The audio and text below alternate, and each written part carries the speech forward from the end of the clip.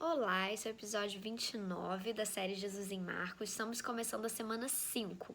E na semana passada, a gente passou a semana inteira falando sobre a parábola do semeador, que acontece em várias partes e Jesus explica essa parábola em várias etapas ao longo do capítulo 4. E hoje a gente vai fazer o último trechinho do capítulo 4, que é do versículo 35 ao versículo 41.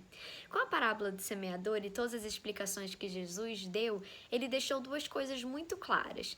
Ele fez uma reflexão sobre o estado do nosso coração, que é o solo da parábola, para poder receber a semente, que é a palavra de Deus, para então frutificar.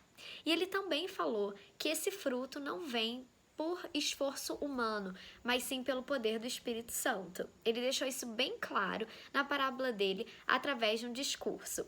Bom, chegou a hora de entender como essa parábola funciona na prática.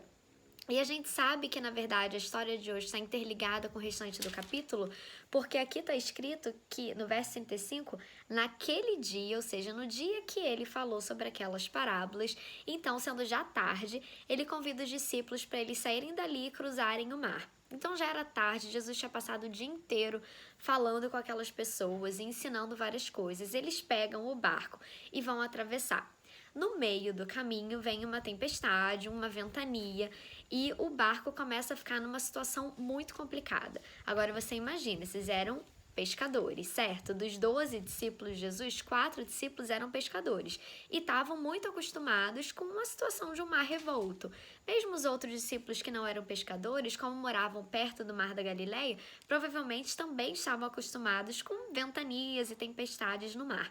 Mas aqui fala que eles ficaram muito preocupados e o barco estava já a se encher de água, eles não sabiam o que fazer. Bom, chega um certo momento, lá no verso 38, que eles veem que Jesus estava no meio daquela tempestade toda, dormindo na polpa do barco, e fala que estava dormindo sobre o travesseiro. E eles despertaram Jesus, viraram para ele e falaram: Mestre, não te importa que pereçamos? Bom, Jesus se levanta, olha em volta, não fala nada para os discípulos e simplesmente estende a mão e então repreende o vento e diz ao mar: acalma-te, emudece, e diz que o vento se aquietou e fez-se grande bonança. Agora, olha que interessante. Quando Jesus termina de acalmar a tempestade e se volta aos discípulos, ele não vira para os discípulos e fala: por que vocês estavam com medo? Vocês não sabiam que eu estava no barco e estava aqui e podia acalmar essa tempestade para vocês? Não tem necessidade. Vocês tinham que estar como eu, dormindo pacificamente. Não, Jesus não fala isso. O que ele fala?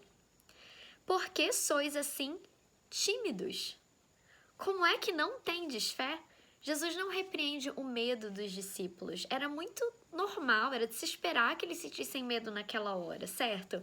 O que Jesus repreende é a timidez dos discípulos. É como se ele virasse e falasse: eu passei o dia inteiro falando para vocês sobre frutificar.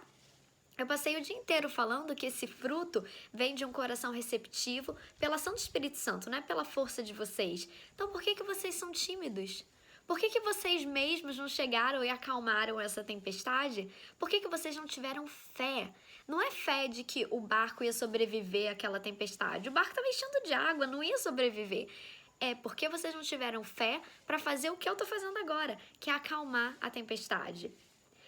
Eu acho essa uma lição incrível de Jesus. Ele passou o dia inteiro falando e agora chegou a hora da prática. As palavras de Jesus nunca são uma palavra que é só teoria. É sempre prática. Então, se você está ouvindo essa mensagem, está ouvindo sobre os frutos e está ouvindo sobre o bom coração, saiba que isso tem que afetar a sua vida de forma prática. E Jesus está perguntando para você: por que você é tão tímido?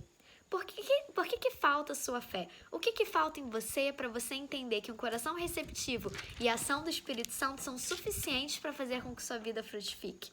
Então, que no dia de hoje, você não fique só espantado como os discípulos ficaram, quem é este que até o vento e o mar lhe obedecem, mas que você entenda que você também tem esse poder através do Espírito Santo.